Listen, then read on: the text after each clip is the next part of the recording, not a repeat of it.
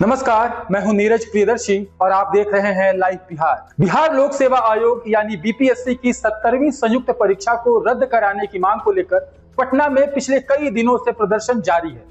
रविवार को राजधानी की सड़कों पर संग्राम हुआ, छात्रों, अभ्यर्थियों और पुलिस प्रशासन के बीच। पुलिस ने वाटर कैनन और लाठीचार्ज का इस्तेमाल करके आंदोलनकारी अभ्यर्थियों को खदेड़ दिया।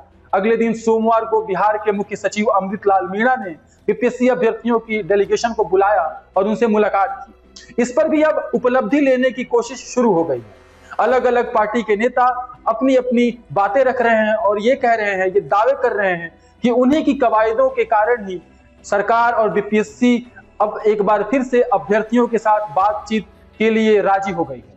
इन्हीं उपलब्धियों को लेने के क्रम में लोजपा रामविलास के राष्ट्रीय अध्यक्ष और केंद्रीय मंत्री चिराग पासवान भले ही विदेशी दौरे पर हों, लेकिन उपलब्धि लेने को लेकर सबसे आगे कूद गए हैं।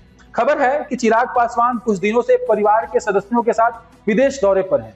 पार्टी के नेता भी अपने सुप्रीमो की विदेश यात्रा पर खुलकर बोलने से बच रहे हैं। चिराग पासवान भले ही विदेशी दौरे पर हों, लेकिन उपलब्धि लेने में बिहार के नेताओं से वे कहीं आगे निकल गए हैं। आज जब बीपीएससी परीक्षार्थियों ने मुख्य सचिव से मुलाकात की, इसके बाद चिराग पासवान ने दावा किया कि यह मुलाकात उनकी वजह से हुई है। हालांकि मुलाकात से पहले चिराग पासवान ने इस बात की कोई जानकारी नहीं दी थी कि उनकी बात मुख्यमंत्री से हुई है या फिर मुख्य सचिव से हुई है। लेकिन मुख्य सचिव से मुलाकात के बाद मीडिया में खबर आई। इसके बाद चिराग पासवान ने सोशल मीडिया के माध्यम से यह जानकारी दी। चिराग पासवान ने अपने एक्स अकाउंट पर लिखा है, बिहार के युवाओं और बीपीएससी अभ्यर्थियों के मुद्दों को लेकर एनडीए सरकार के प्रमुख सहयोगी होने के नाते मैंने बिहार सरकार के मुख्यमंत्री नीतीश कुमार से तुरंत हस्तक्षेप करने की अपील की है, जिसके परिणाम स्वरूप सरकार की ओर से मुख्य सचिव, जो सरकार के सबसे बड़े अधिकारी माने जाते हैं, उन्होंने अभ्यर्थियों और छात्रों के साथ संवाद की प्रक्रिया शुरू कर दी है। जल्दी ही इस पहल के सार्थक परिणाम दिखेंगे। यह हमारी सरकार की सकारात्मक सोच और छात्रों के प्रति संवेदनशीलता का परिणाम है। चिराग पासवान आगे कहते हैं, मैं अभ्यर्थियों से भी अपील करता हूं कि वे शांतिपूर्ण और रचनात्मक तरीके से अपनी बातों को सरकार के समक्ष रखें। किसी भी राजनीतिक व्यक्तियों के बहकावे में आने से बचें। यह मुद्दा पूर्ण रूपेण युवाओं के भविष्य और बिहार के विकास से जुड़ा है, जिसे राजनीति से ऊपर रखकर हल किया जाना चाहिए। चिराग पासवान आगे लिखते हैं कि हमारी पार्टी हर कदम पर युवाओं के साथ खड़ी है। कुछ राजनीतिक व्यक्ति और दल जो छात्रों को भटकाने की कोशिश कर रहे हैं, वे गलत हैं। अपने राजनीतिक लाभ के लिए छात्रों का इस्तेमाल करना कतई भी उचित नहीं है। चिराग पासवान के मुताबिक मुख्यमंत्री स्वयं इस मामले को लेकर सजग है।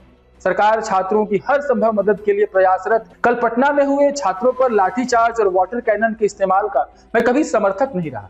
पुलिस को संयम बरतना चाहिए।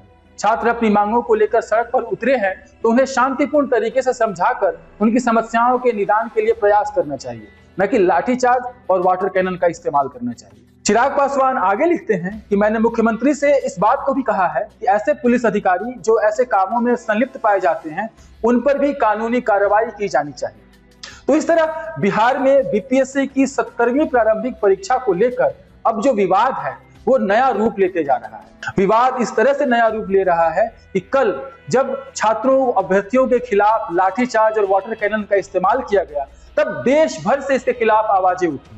कुछ लोगों ने छात्र संसद का आह्वान करने वाले प्रशांत किशोर, जो जनसुराज पार्टी के समर्थक भी हैं, उनके खिलाफ भी कुछ बातें लिखी और उनकी आलोचनाएं की, क्योंकि प्रशांत किशोर खुद छात्रों को बुलाए छात्र संसद के लिए, लेकिन जब पुलिस की लाठीचार्ज होने लगी और वाटर कैनन का इस्तेमाल होने लगा, उसके पहले ही वो धरना स्थल छोड़कर, प्रदर्शन स्थल छोड़कर वहां से भाग खड़े हुए। उसके बाद वहां मौजूद छात्र और अभ्यर्थी उनके खिलाफ ही सवाल करने लगे और प्रशांत गो बैक के नारे लगाने लगे।